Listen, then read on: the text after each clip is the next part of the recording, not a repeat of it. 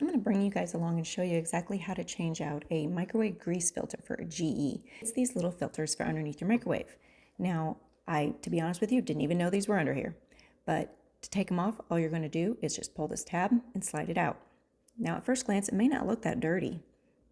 I mean, it's got some grime on it, but not a whole lot. But when placed up against the new filters, yeah, it's dirty and it needed to be changed. So we're just going to take this, because this tab is on this side, we're going to insert it like this, because we want that tab to be easy to be able to grab, to remove it next time I need to replace it. You're just going to slide it in, pop it up, and slide it back towards you. And I'll show you in a second here. It covers everywhere. But that way it's snug around all corners and lines, and it will actually filter out for you some of that grease, odors, and smells. Big difference. It's huge. Now to go ahead and reset that filter button, go ahead and just push it for a couple seconds. Keep your finger on it, and the light will disappear.